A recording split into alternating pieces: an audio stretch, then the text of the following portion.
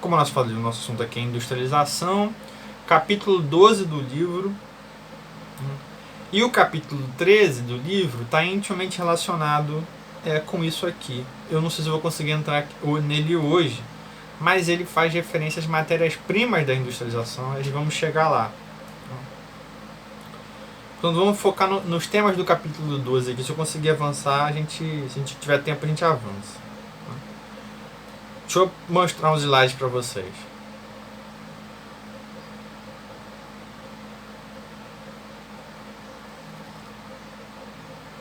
Todo mundo conseguindo ver? Abriu aqui, professor. Show. Bom, esse é o nosso tema da aula de hoje, industrialização, né? Falando um pouco dessa relação, esses dois mapas aí nos chamam a atenção. Né? Para a relação que eu já fiz aqui um pouco com vocês, né? Isso é um binômio, né? Isso é uma relação que caminha uma do lado da outra. Né? A gente não pode estudar uma coisa sem estudar outra. Né? E mais, né? Tem uma outra aí relação que é muito importante, que é a dimensão da população. Né? Quando a gente está falando de áreas urbanizadas / industrializadas, né? Via de regra, a gente está falando de áreas com muita população. Por dois aspectos que fazem referência ao mercado. Né? Ou seja, o aspecto produtivo, para você produzir, historicamente, para você produzir, precisa de gente, precisa de força de trabalho. E outro, você precisa de mercado consumidor. São dois pilares do mercado, né? Produção e venda. Né? Produção e circulação do que você produz. Seja o... Né? Que característica é essa que você produz? Que qualidade de coisa você produz? Né? Seja um gênero alimentício, seja um carro, seja uma geladeira. Tudo isso precisa de mercado consumidor. E o mapa trazendo aqui o Brasil, ou seja, a densidade demográfica populacional do Brasil é litorânea, é onde estão as principais cidades, onde estão as principais regiões metropolitanas e onde estão as principais zonas industrializadas do país. Ao longo do tempo. A gente volta a dizer que hoje a gente tem algumas características específicas, onde esse binômio já não se acompanha tanto. Porque na aula de urbanização a gente viu que tem cidades médias, tem questões de desindustrialização que a gente vai ver mais à frente. Né? Mas a gente pensa ainda nesse binômio. Né? Não vamos deixar de pensar esses dois fenômenos um ao lado do outro. E ao mesmo tempo no mundo. Né? Ou seja, a urbanização, as áreas aí com 10 milhões de habitantes, como vocês podem ver no mapa, os pontos vermelhos, olhando para o mundo, né? São áreas de forte industrialização.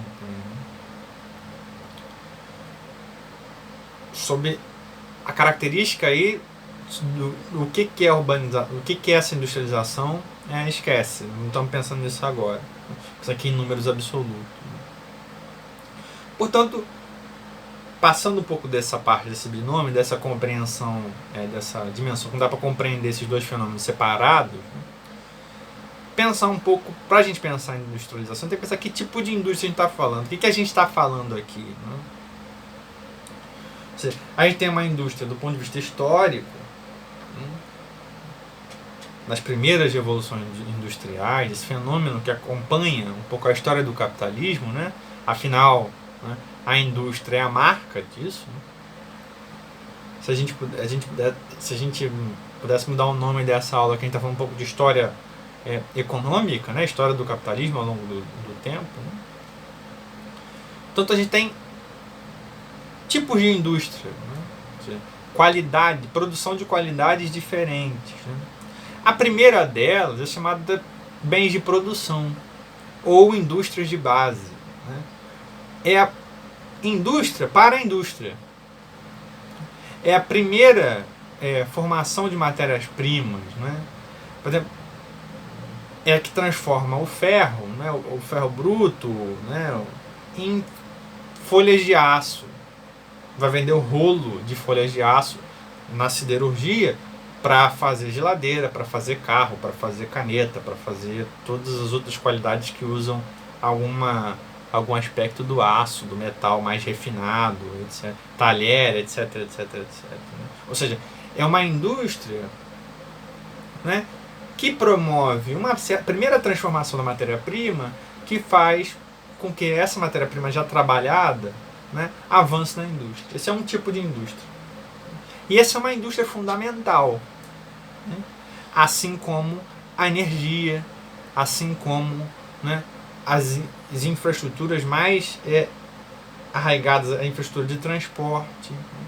Ou seja, isso faz com que tenha um preço médio, né, na mercadoria. Né? Se essa indústria de base estiver bem estabelecida, né, a gente estabelece aí uma rede, né, produtiva que é importante.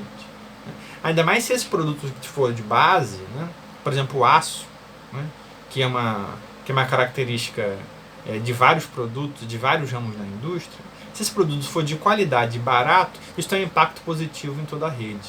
Por isso a indústria de base, historicamente, tem uma dimensão estatal aí muito importante. Extração de petróleo, né, siderurgia. Isso são exemplos dessas indústrias que tiram e promovem ali uma transformação da matéria-prima fundamental para outras indústrias. Né? Se a gente olhar o caso do petróleo, por exemplo, a extração de petróleo é um negócio carésimo, né, de alta tecnologia, que a indústria do plástico não consegue fazer. Ela precisa comprar de uma outra indústria. E se essa indústria for por parte do Estado, como é o caso brasileiro, como é o caso de vários lugares no mundo, né, isso tem um preço médio, controlado, sem flutuação, que ajuda a pensar, que ajuda a produzir sobre vários outros ramos da indústria, sobre vários outros tipos de indústria ao longo da cadeia produtiva. Né? Ou seja, a gente tem essa indústria de base de bens intermediários, ou seja, ele é um intermédio entre a matéria-prima e a matéria-prima mais refinada, né? Ou seja, ela é um intermédio entre o plástico e a caneta, entre o petróleo e a caneta, né? Ou seja, isso aqui é petróleo, né? A caneta que eu estou segurando aqui, vocês não estão vendo, né? É petróleo. Entretanto, tem aqui tem um refinamento do petróleo, tem uma transformadora em plástico. Né? Ou, nessa pontinha aqui, tem um metal transformado em aço. Todo um processo, né, industrial, químico e físico, que vocês sabem muito melhor do que eu pelas aulas de química e de física. Né? E tem um tipo de indústria que é de bens de capital, né, que é exatamente, né, bem do capital, é a produção de ferramenta, né, é a produção, por exemplo, de trator, de sei lá, qualquer ferramenta, de máquinas para a indústria, de braços robóticos para a indústria. Ou seja, ele é uma indústria, né, para outra indústria, literalmente. Né? Ele é uma indústria de ferramentas, né, de máquinas, ferramentas, etc. Tem outro tipo de indústria, que esse nos interessa mais, né, que é os bens de consumo. Né? Ele pode ser voltado, né, ele é sempre voltado para um consumidor final. Né? Ela já passou, o processo da matéria-prima já passou por esse intermediário, por exemplo, como eu estou mostrando aqui no slide, a geladeira. E ele pode ser durável, né? Uso contínuo, por exemplo, uma geladeira. Né? Quanto tempo você usa uma geladeira? 8 anos? 9 anos? A minha geladeira aqui já está com 9 anos de uso, funcionando com a beleza normal. E os não duráveis, né? Produtos industrializados, né, que passam por processo de industrialização, mas tem consumo momentâneo, um certo uso instantâneo, uso no mês, etc., uso, né, em uma semana, ou mesmo instantâneo. Né? Você abre e utiliza. Né? E nesse a gente tem uma variedade absurda de tipos. Né? A gente tem aqui por exemplo, os ultraprocessados alimentícios, né? Essas bugigangas que a gente come e que a gente adora. Né? Isso é um processo industrial para fazer uma comida, né, específica, um biscoito qualquer, ou qualquer outro, das comidas instantâneas, etc. Passou por um processo industrial, mas tem um uso. Portanto, essa dimensão da indústria que está na nossa vida, né, de forma brutal, né, a gente usa isso por toda a pasta de dente, etc, etc, etc. Uma infinidade de coisas, né, faz parte do processo de industrialização. Portanto, quando a gente está falando de industrialização, a gente está pensando, né, sobre essa míriade de coisas da nossa vida cotidiana, né, que fazem uma geografia, né, que fazem a nossa forma de produção do espaço, né, que nos ajudam a nos relacionar com a natureza, né, olhando aquela definição mais básica de geografia, que é a relação de sociedade e natureza. Né. É pela industrialização que a gente cria esse mundo à nossa volta, né, esse ambiente, né, construído à nossa volta. Voltando a dizer sobre as mais variadas qualidades, tipos, etc. A gente tem uma outra definição, né, que é uma definição tecnológica, né, produtos de ponta, não é, de alta tecnologia, né, ou produções bastante tradicionais. Isso convive no mercado, né, isso convive com os processos industriais ao longo do tempo. Né. Pode dizer que as sucessivas revoluções industriais ao longo do tempo, a gente vai estudar, pensar elas melhor daqui a pouco, foram modernizações na produção, foram invenções tecnológicas do ponto de vista na e para a indústria. Né? Pensar a classificação tecnológica dos produtos, as formas de produção desses produtos, nos ajuda a entender esses momentos históricos, né, do capitalismo e da produção de mercadorias. Né? Dá um exemplo. Né? Pensar a produção de carro.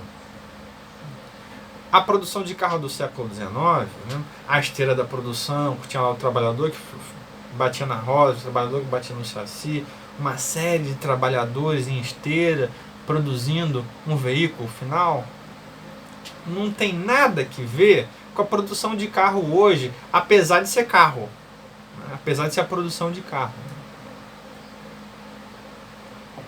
Isso tem uma série de implicações sociais aí, né, que são importantes. Um aspecto muito básico disso é o emprego. Antes, uma produção para um carro se empregava, vamos chutar um número aqui, eu não tenho isso de cabeça, mas 100 pessoas. Né? Hoje, 20. Hoje a produção totalmente automatizada, robótica, mais clean, né? Mais todo um carro que tem outro. Ou seja, a gente tem novas matérias-primas, né? Nova relação social, ou seja, a gente tem uma transformação, né, no plano da indústria e né, pensando nessa relação social que está aí colocada, nova. Por isso é sempre importante a gente pensar essa dimensão tecnológica da produção, né? Porque isso nos ajuda a entender transformações sociais por trás desse processo produtivo, né? Seja ele o que for. Vamos tomar aqui como exemplo a produção de carro, né? Pensando historicamente. E, portanto, aí a gente tem aqui uma certa delimitação, olhando do ponto de vista histórico, né? Uma industrialização clássica, uma industrialização europeia, né? Francesa em anglo-saxã, né? Da Inglaterra, né? Ou seja, são esses dois países que despontam a urbanização, a industrialização na Inglaterra. A gente tem, né, e um processo tardio de industrialização. Veja, e aqui é perfeito para a gente fazer a relação industrialização, urbanização. Vejam o gráfico que está no slide 7 aí. O Brasil. O Brasil é um país clássico para a gente pensar industrialização tardia. Dá o exemplo melhor.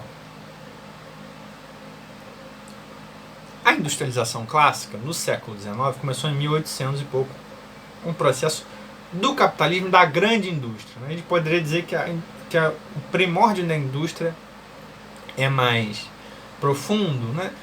Mas o primórdio da indústria começa no século XIX, na Inglaterra. O boom de industrialização e as consequentes transformações sociais, políticas, econômicas disso. E urbanas, acima de tudo. A gente está falando, por exemplo, de Londres. A gente está falando, por exemplo, no centro da Inglaterra, Liverpool. O pessoal do futebol vai gostar. Middlesbrough e outras cidadezinhas do centro, que é chamado backcountry, né? Ou seja, o país da fumaça, o país, né? Ou seja, isso tem uma paisagem urbana ali de poluição, que é característico desse momento. E um processo longo, pensando na urbanização clássica, de 100 anos, né, para chegar nesse processo de industrialização, como a gente conhece, como a gente observou, como está bem observado pelos historiadores, pelos geógrafos, etc. E já na urbanização tardia, e o gráfico aí demonstra bem o caso brasileiro, né, é a urbanização acelerada e em números absurdos. A urbanização brasileira aí ocorre basicamente entre a década que começa em 48, né? Mas a gente pode dizer tem um boom industrial anterior na década de 30. De 30 à década de 60, né, a gente tem um salto aí industrial gigante. Isso acompanha a urbanização das grandes cidades brasileiras. Né? Ou seja, São Paulo se transforma em São Paulo, como a gente conhece, na grande metrópole, na cidade global brasileira por excelência, né? Nesse processo, né, de urbanização tardio, porém acelerado, nesses 30 anos. Ou seja, no que os países do dito primeiro mundo, vamos colocar primeiro mundo entre aspas, né, fizeram em 100, 200 anos de história, né, o Brasil fez em 60. E aqui pensando em ponto de qualidade, né, ou seja, não pensando em urbanização números absolutos, número de PIB, nada disso. Não estou pensando aqui de forma social, pensando a qualidade desse processo de urbanização. Né? Ou seja, o salto urbano e industrial no Brasil é grande. Isso nos ajuda a entender, por exemplo, a falta de planejamento desse processo, a falta de racionalização desse processo.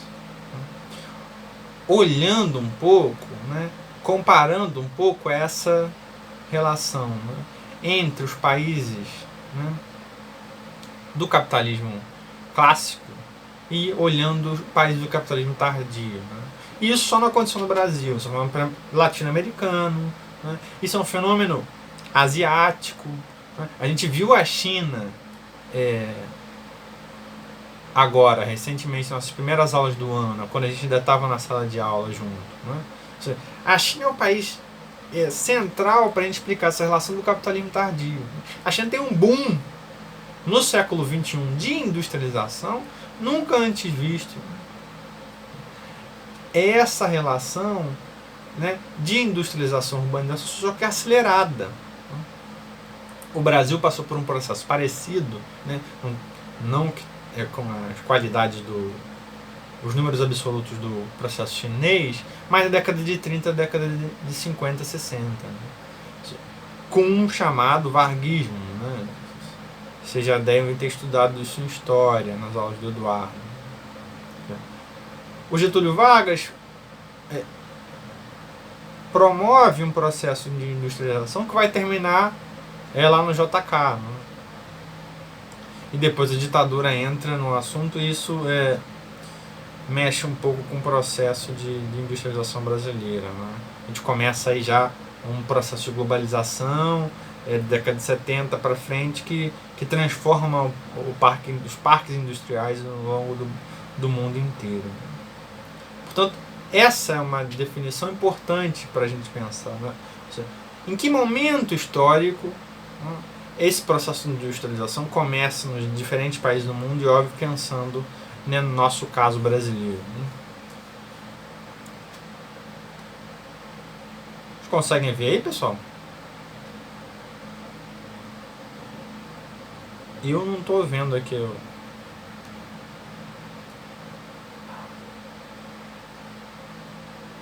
Agora foi. Né?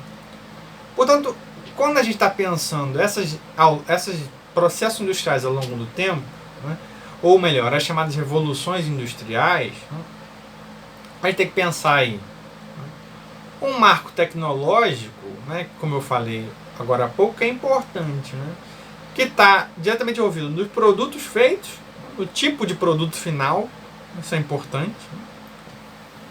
Não faz mais sentido hoje fazer carro, como é que é? A manivela?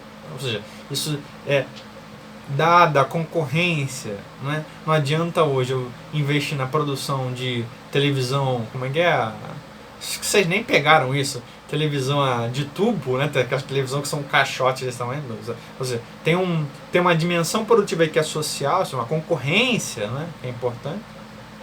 A energia utilizada, ou seja, a matéria-prima da energia, a gente passou pela indústria a vapor, hoje a gente está na indústria de energia nuclear, energia solar, ou seja, outros tipos de energia. A infraestrutura de transporte que está colocada aí, a indústria do século XIX era a indústria do trem, a indústria do século XXI é a indústria da informação, da internet. E os materiais colocados nesse processo industrial. Que matérias-primas são essas? Que força de trabalho é essa? Visto que a força de trabalho é o material da produção. Totalmente específico, mas é o material, do ponto de vista do capitalista, né, é força de trabalho e é matéria-prima. Ou seja, quando a gente consegue mapear e pensar tudo isso, todas esses quatro características da industrialização, a gente consegue pensar períodos específicos. Consegue pensar períodos sociais, políticos, históricos, né, períodos históricos, que nos ajudam a entender momentos específicos da industrialização, tipos específicos da industrialização, em lugares específicos, como a gente acabou de conversar aqui. Para a gente tentar mapear, né, esse conjunto de revoluções industriais que o capitalismo sofreu ao longo dos últimos anos, né, ao longo dos últimos 100 anos. Né. Portanto, no século XVIII, né, Inglaterra, indústria têxtil, máquina a vapor, carvão mineral, ferrovia. Esse era o padrão produtivo desse período, em um mundo que isso era a ponta de lança da industrialização, isso era a tecnologia mais avançada. Não é? Ou seja, por isso a Inglaterra tem um domínio econômico mundial durante algum tempo. Não é?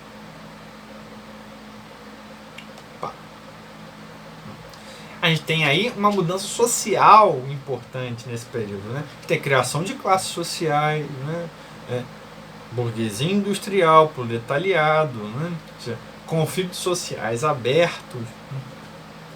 Nesse momento aí tem um movimento sindical, um movimento político, né, muito forte nesse período. Coisa que aconteceu na década de 30 no Brasil, com a industrialização brasileira. Ou seja, a gente tem uma transformação social, porque é muito importante a gente ter noção dessa dimensão. Quando a gente está falando de produção, a gente também está falando de sociedade, né? De sociedade que está relacionada com essa produção, né? Com esse tipo de produção. Né? Já as transformações da década de 20, de 30 no mundo, né? Já tem aí uma nova dimensão. Né? Ou seja, os países ditos do primeiro mundo já não estão só exportando mercadorias. Né? Ou seja, você tem uma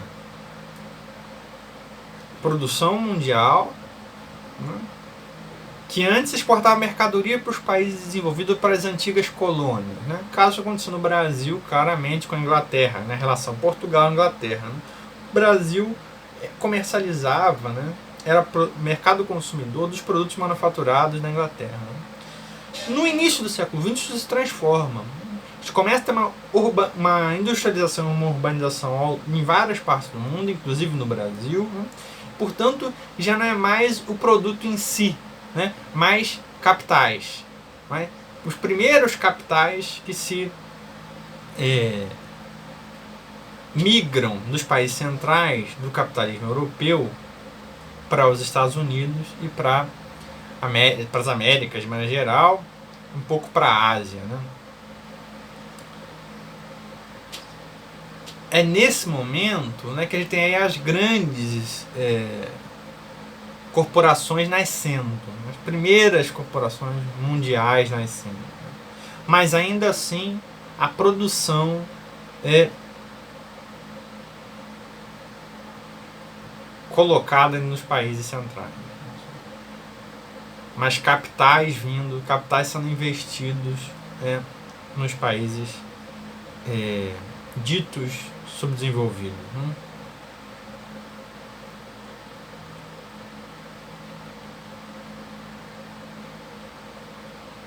E as revoluções industriais posteriores, tanto a segunda quanto a terceira, né, são revoluções tecnológicas, mas também são revoluções da organização da produção, né, de como a produtividade, né, como a produção de mercadoria qualquer está colocada. Portanto, a gente tem aí a indústria automobilística sendo essa indústria de ponta de lança desse momento. Sim. Petróleo surge como a grande energia, né, do final do século XIX para o início do século XX e continua até os dias de hoje. O petróleo, a gente já estudou isso pensando da forma geopolítica há pouco tempo atrás, né? Mas essa é uma característica importante para a gente pensar essa forma produtiva, né, do mundo. Né? Portanto, a gente tem aí nesse momento, né, formas de organização da produção que se modificam. Um exemplo é o Taylorismo. É uma otimização da produção. Já não é só uma dimensão tecnológica, material, uma tecnologia que vai produzir algo. É uma tecnologia mais de produção de maneira geral, né? Olhando o processo mais gerencial da coisa. Né? A gente tem o cargo de chefia nascendo, né? Ou seja, os cargos intermediários dentro da empresa, uma certa hierarquização, que é muito comum hoje. Né? O chefe intermediário, né? Não é o dono da empresa e o trabalhador. Você tem aí cargos de gerência, etc. Um nascimento aí já, né, da força de trabalho especializada. Né? Ou seja, a primeira revolução industrial, né, a força de trabalho está ligada a essa dimensão da força mesmo, né, da força bruta. Né? A famosa cena do Chaplin apertando parafuso. Né? O trabalhador é para apertar parafuso, não interessa o que ele está fazendo ali, não interessa o que ele está pensando sobre aquele processo. Né? No final do século XIX, no início do século XX, né, isso já começa a se modificar. Começa a surgir um trabalhador diferente aí. Né?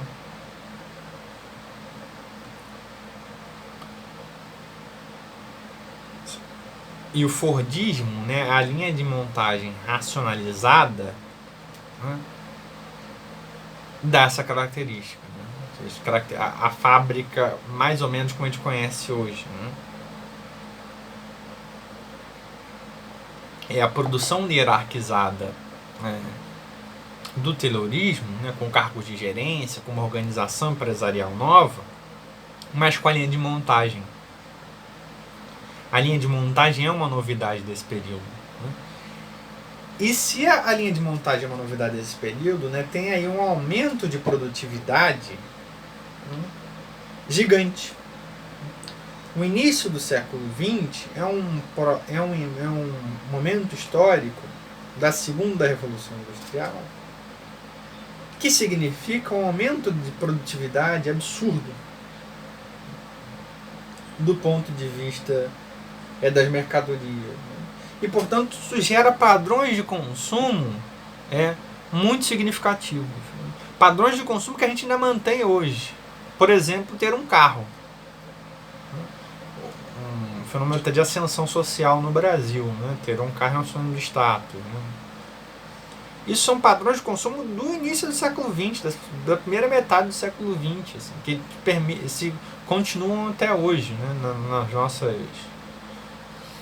nas nossas cabeças. Né? Isso faz com que condutas sociais, né, dimensões geográficas se criem, né, se estabeleçam. Né?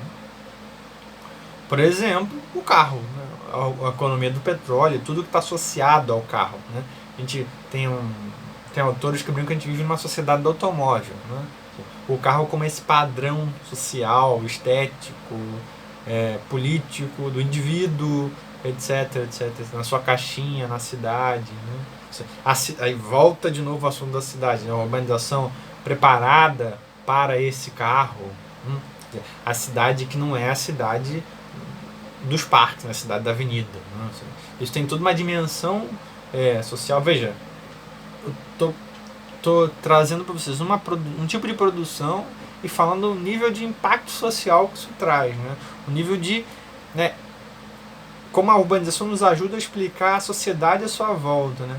Agora eu estou falando do carro. Agora imagina todos os outros tipos de materiais industrializados que a gente tem. Tudo isso tem um impacto social. Por isso que a gente está falando de linhas gerais. Né? Se a gente observar cada ramo da indústria, a gente vai ficar aqui... Né? E isso, nesse padrão de consumo americano, né, do carro, né, tem uma dimensão política, né, do Estado, que precisa abrir infraestrutura para essa produção, né, de condições que esse trabalhador tem para comprar esse produto final, formar esse mercado consumidor nacional. Isso é um modelo, né, de sociedade, né, que está posto na sociedade americana da década de 20 e 30.